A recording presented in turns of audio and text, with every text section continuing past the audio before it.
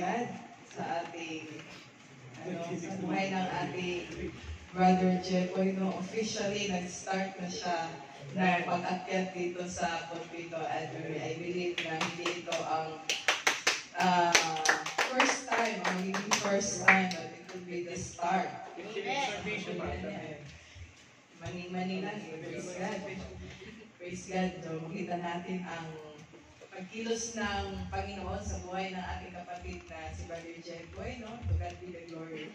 And para sa ating Ate Jen, kami po PCF, nakikiramay sa iyo para sa pagbisan at ng ating Pastor Edwin. Tunay na nakakalungkot, apektado tayo lahat kasi kahit tayo parang hindi pa, lahat kahit tayo parang hindi pa tayo makapaniwala. Ang lang natin, nandiyan lang si Kuya Edwin, nandiyan lang. Pero, ang sabi nga sa, yung sa Ecclesiastes, sa exhort ni Brother Husband. Brother Husband Mark Kadag. Brother Husband Kadag, is Ecclesiastes 3:1. There's a time for every day. So, ang unang yung sinabi doon ni King Solomon na in-specify niya, a time to be born and a time to die. So, specific yan. Lahat na nangyari dito sa mundo at lahat ng mangyayari sa kalangitan ay may kanya-kanyang panahon. So, dahil may kanya-kanyang panahon, I believe na ang oras na ito at ang panahon na ito ay oras at panahon ng pagbibigay. Amen po ba tayo doon? Amen. Amen. We are here to give this time. Ito po ang ating oras. It's our tithes and offertory giving. Diba? So, dahil nag-agree tayo na now is the time to give, magbibigay po tayo. Amen. Amen po ba? So, sabi nga na, isa sa mga verse na tinalakay ng ating Brother Jepoy kanina, nasa Colossians 1:16-17. Oo. Tama.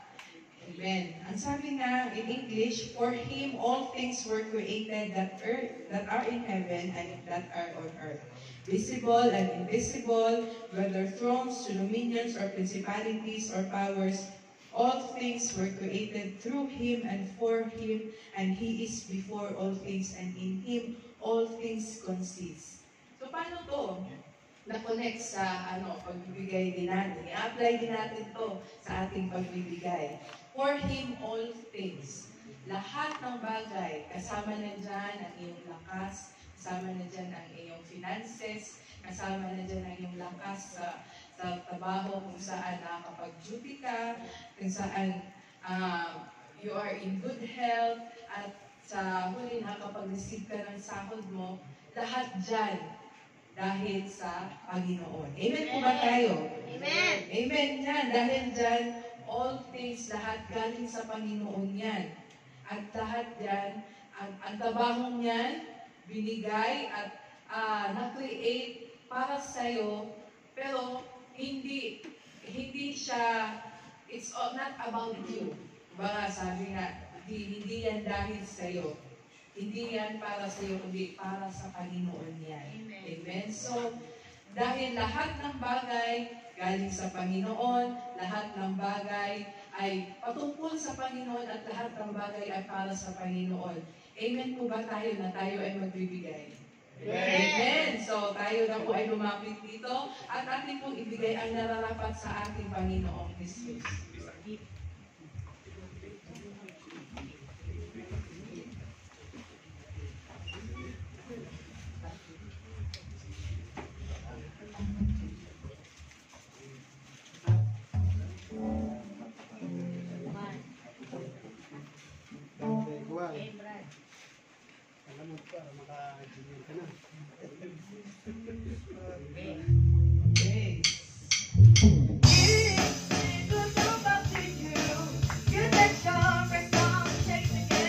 Running over you, it will come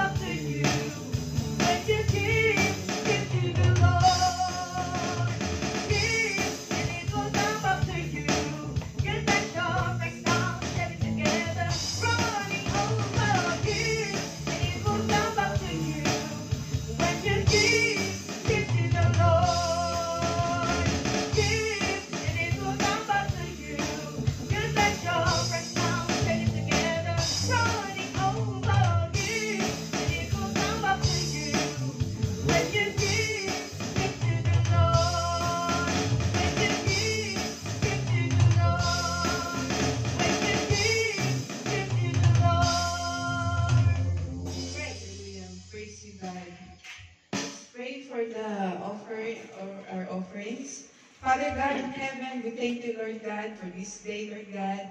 And we thank you, Lord God, for this tithes and offering, Lord God, na galing sa aming mga kapatiran, Lord God. Lord, naniniwala po kami, Lord God, na ito man po ay galing sa aming mga bulsa, pero higit sa lahat, Lord God, ito po ay galing sa iyo, Lord God.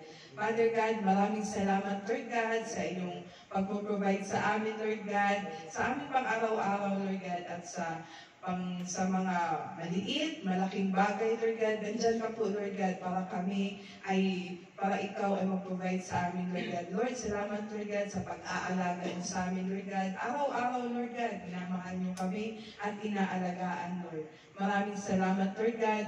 Sa araw-araw parang, Lord God, na kami ay humihinga, Lord God, kami ay nabubuhay, Lord. It's a blessing enough, Lord God, and Lord, well, we appreciate, Lord God. We are full of gratitude, Lord God, dahil kami, Lord God, ay inyong ginising, binigyan nyo ng lakas, protection, Lord God, para kami ay, Lord God, makapunta, Lord God, sa aming mga pagtatrabuhuan, Lord God, para gawin ang aming kailangan gawin, Lord God. Lord, maraming salamat, Lord God, sa kalakasan, Lord God.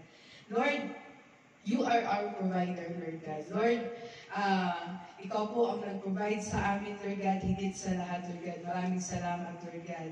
And Lord, itong offering na ito, Lord, binabalik po namin ito sa iyo, Lord God. Lord, ikaw po ang nakakalam sa bawat puso ng bawat isa, Lord God. Lord, ang mga pangangailangan ng bawat isa, Lord God, ang mga hiling, mga dinadalangin, Lord God, ng bawat isa, Lord God. Lord, naniniwala po kami, Lord God, na ibibigay niyo sa amin ito, Lord God. Hindi dahil, Lord God, dahil kami ay nagbigay, kundi dahil ibibigay niyo ito kasi tapat ka, Lord God. You are faithful, Lord God. Ibibigay niyo po, Lord God, ang mga dinadalangin namin, Lord God.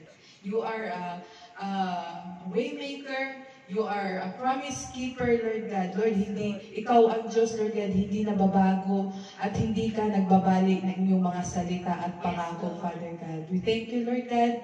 Ikaw po ang magbalik sa mga tao, sa mga kapatid na ito, Lord God, ng siksik, liglig at umaapaw, Lord God. We thank you, Lord. In Jesus' name we pray. Amen.